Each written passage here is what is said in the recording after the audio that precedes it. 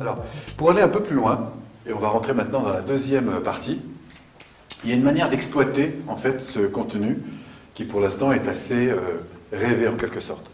Alors si je faisais un petit schéma rapide, je vous ai demandé dans cet exercice de penser à l'avenir, donc de rêver en quelque sorte votre avenir. Alors c'est clair qu'on l'a fait plutôt en rose et en couleur, brillant.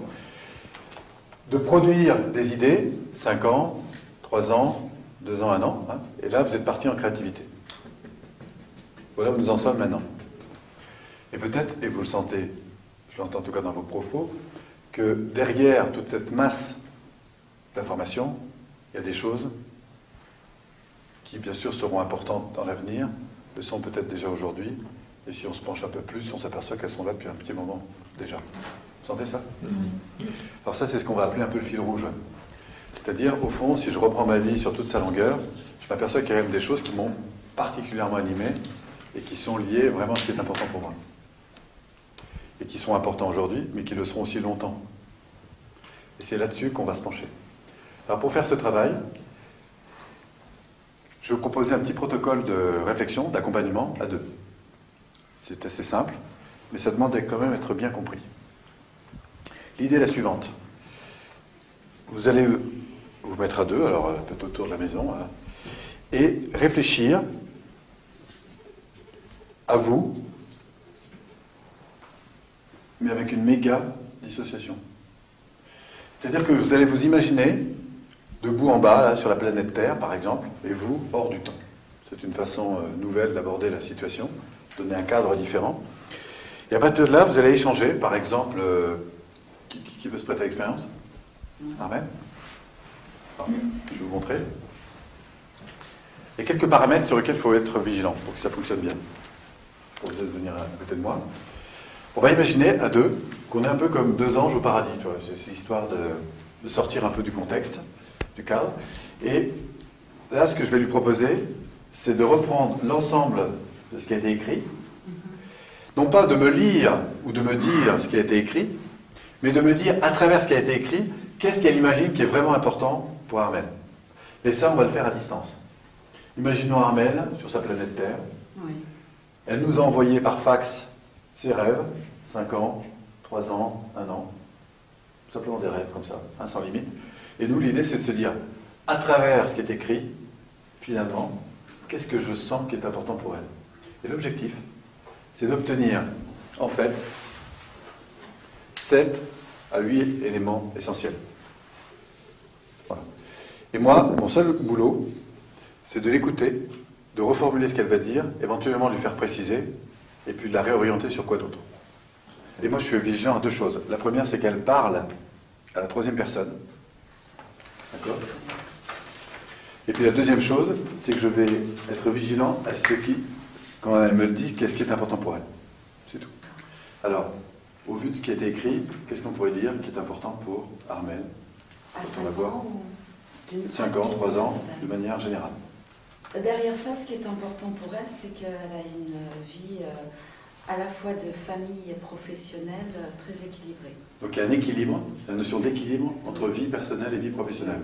L'objectif, c'est comme ça, l'accompagner par de l'échange, de la reformulation, à clarifier les 7, 8 éléments qui sont les plus importants au vu de tout ce qui a été dit, écrit tout à l'heure. Je vois bien là une école de préparation mentale avec des stagiaires et des sportifs de haut niveau qui viennent apprendre, et des entraîneurs aussi. Si tu devais le situer, le dire très simplement, qu'est-ce que tu ressens? Ben, le ressenti, c'est vraiment de l'envie. Et nous, ce qu'on cherche, c'est qu'est-ce qu'il vaut exactement? Ben, c'est-à-dire que ce sont des gens qui sont tous réunis autour d'un même thème, c'est-à-dire comment faire mieux. Donc ce qu'on fait ça veut déjà dire bien. que je travaille dans un espace, ou tu travailles dans un espace, où Johan est dans un espace, où les gens sont vraiment engagés ensemble sur cette quête du mieux faire. Complètement. La recherche de performance, ça c'est Voilà. quelque chose qui est stimulant. Voilà, ça c'est Le vraiment fait que quelque tout le monde chose soit engagé là-dedans. Voilà, c'est vraiment quelque chose qui est porteur et je sens cette atmosphère-là. Même. D'accord. Et que quelque part, il y a un réel apprentissage dans tout ce qui est dit. D'accord. Ça porte vraiment Donc ça veut et dire que qu'il y ce a soit le sens appliqué commun. immédiatement derrière. Je vais reprendre, hein, le sens D'accord, commun. le sens commun. Et la notion d'apprentissage. Et c'est des choses, si elles manquaient, du coup, ça te mettrait en réserve. Ouais, là, ça peut pas se Probablement. passer autrement que comme ça. Voilà. Là. Ça, c'est des choses qui sont importantes. Mhm. Et on le voit dans sa physiologie. Tout Ça, à c'est fait. vraiment quelque chose qui l'accroche. Retour d'expérience là-dessus. Alors, j'ai vu pour certains que ça remue un peu, pour d'autres, enfin bref. Comment vous avez vécu cette expérience? Super. Super. Ah oui, beaucoup de. On le voit d'ailleurs sur le non-verbal, hein, sur l'émotionnel. On voit la personne qui se transforme. Et il y a un moment où elle commence à se dissocier, on commence à lui demander sur ce que ça génère en fait pour elle. Et là, effectivement, on voit une transformation, on voit le visage qui s'éclaire. Et... Donc, elle se voit dans la situation auquel elle rêve. Tout à fait. Là, on voit quand elle décrit les valeurs fortes, notamment j'étais avec Johan, j'ai vu son visage s'éclairer tout à coup. Et chanter qu'il était vraiment dedans, ce qui est important pour lui. Même si on parle d'un projet d'1 an, 3 ans à 5 ans, donc on est dans le futur, en fait ce sont des besoins qui sont quasiment immédiats.